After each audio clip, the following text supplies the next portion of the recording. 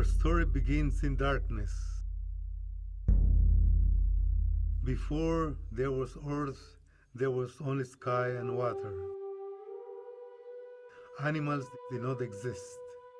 Neither did the sun nor the moon. There were only the gods living in the glimmering water.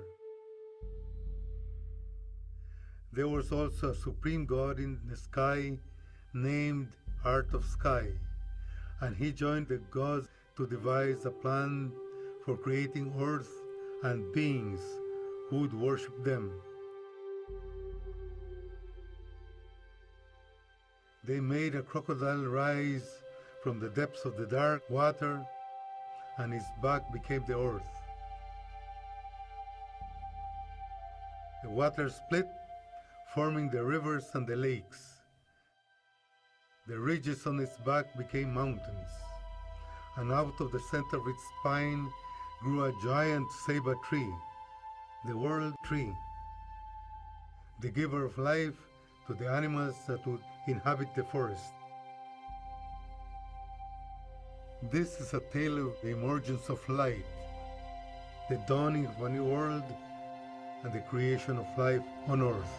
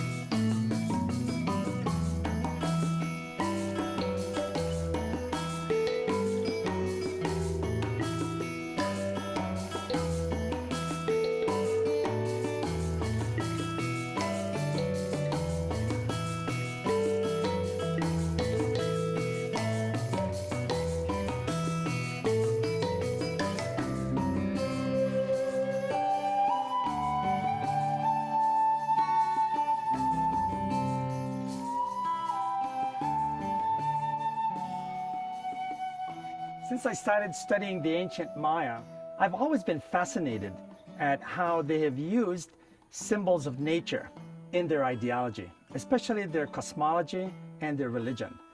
In fact, at many of the sites we see where the elite appropriated symbols like the jaguar as symbols of power. In many cases, we also find that many of their buildings are decorated with some of these large animals. At Lamanai, a site that was occupied for more than 3,000 years, consistently, one of the longest occupied sites in the Maya world, we find excellent examples of this use and appropriation of animal imagery and also other aspects of nature. Indeed, we have at this site masks that are decorated with symbols of the jaguar or with the crocodile, which is interesting given the fact that the name of the site means submerged crocodile. At many of these sites too, we often find a tree that's called the ceiba, certainly one of the most majestic trees in the tropical forest. And these too were very important in ancient Maya ideology.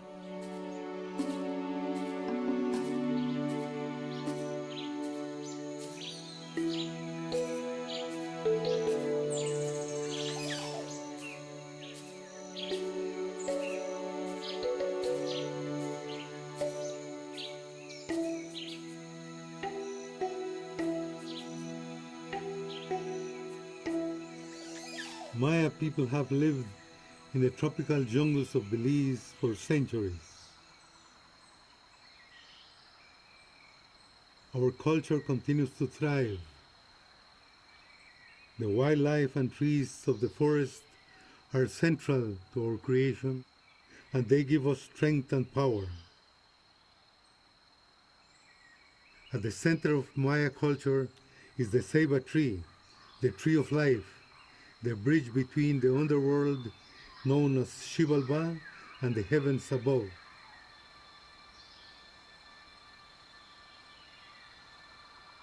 The top of the ceiba tree, like the top of an ancient temple, is near to the gods and the very place where creation began.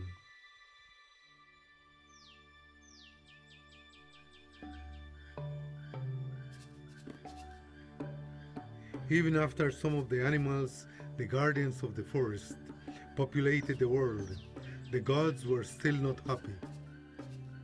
They were beautiful creatures, but all they did was holler and squawk, not once worshipping their creators.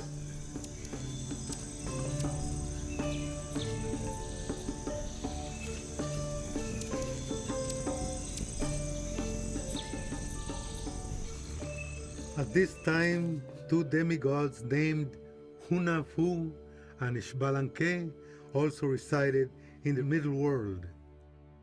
They were the hero twins. Their father, a player of the ancient ball game, had been defeated and sacrificed by the lords of Xibalba.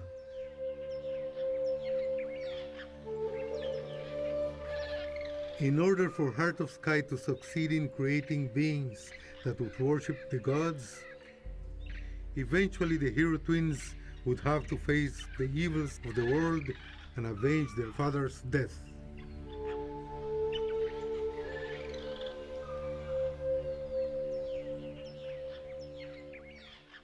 The hero twins also had two older brothers, named one monkey and one artisan. Both were great entertainers and artists. They played flutes, sang, wrote, and carved every day, becoming great knowers. The hero twins, on the other hand, spent all of their days hunting in the forest, and their older brothers were always jealous of them.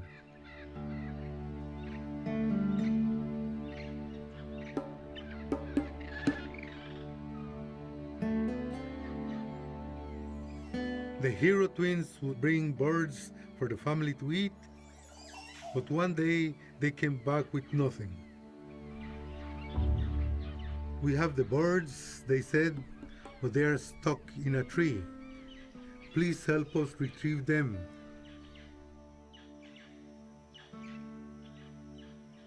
The older brothers agreed and climbed the large tree, but just as they began to climb, the tree grew upwards, its trunk grew thicker.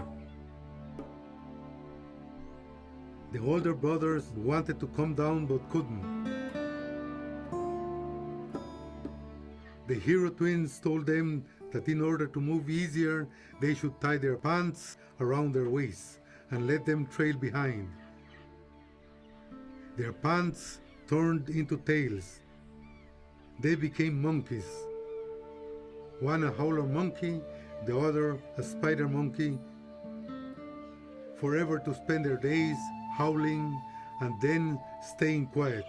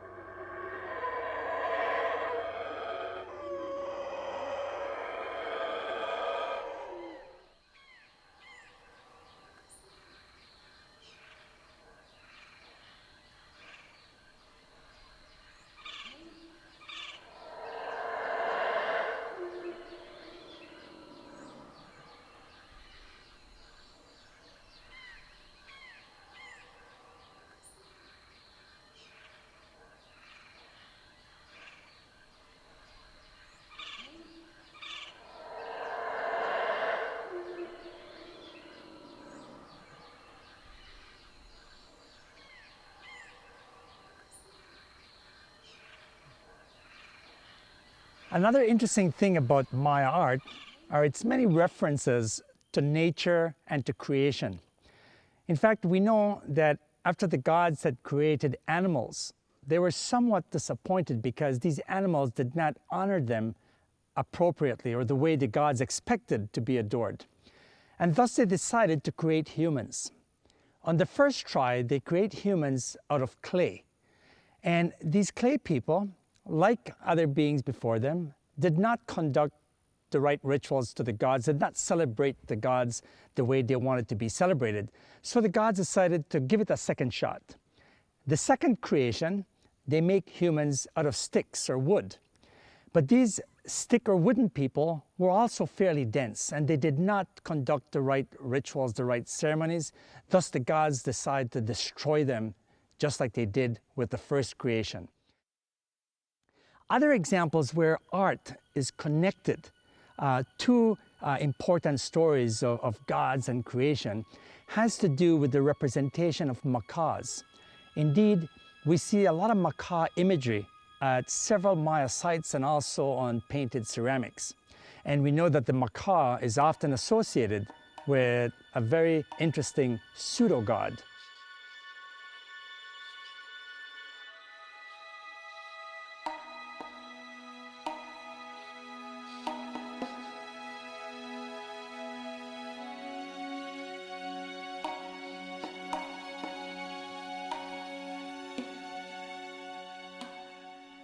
Before there was sun, there was one who claimed to be the sun.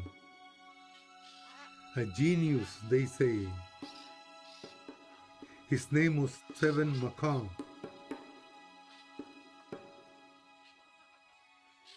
Seven Macaw sat in his tree glorifying himself. He claimed that his metal nest lit up the face of the earth. His plumage was as bright as jewels, and that when he emerged from his nest, he was like the sun and the moon.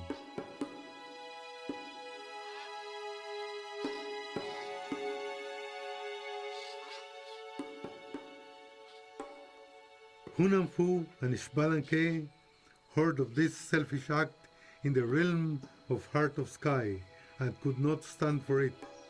They set out with their blowguns to find Seven Macaw and shoot him from his tree.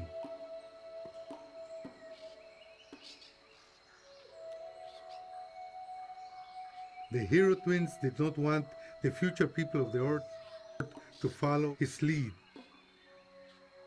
So it was that Hunanfu shot Seven Macaw from his tree.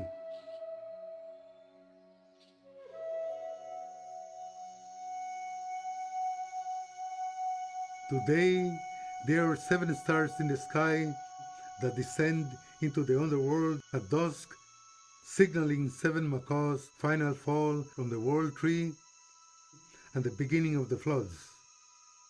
The floods that would wipe the wooden people from the face of the earth.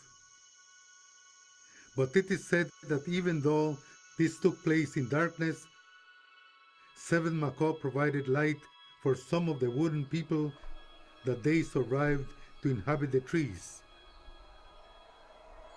Like the older brothers of the hero twins, they too became the monkeys. That is why they appear so much like us.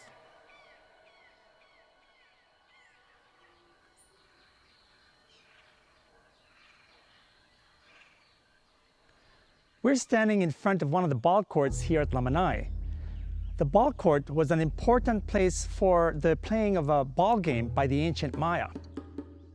And part of the story of the hero twins, we know that they are summoned into the underworld by the gods that reside there. And the Maya underworld was quite different from what we consider our hell, because this place was imbued with dualism. In fact, we know that some of the gods, like the rain god that lives in the underworld, can be benevolent or malevolent. A benevolent rain god, for example, brings rain that nourishes plants and crops. A malevolent rain god brings storm, brings hurricanes, brings hail that destroys crops.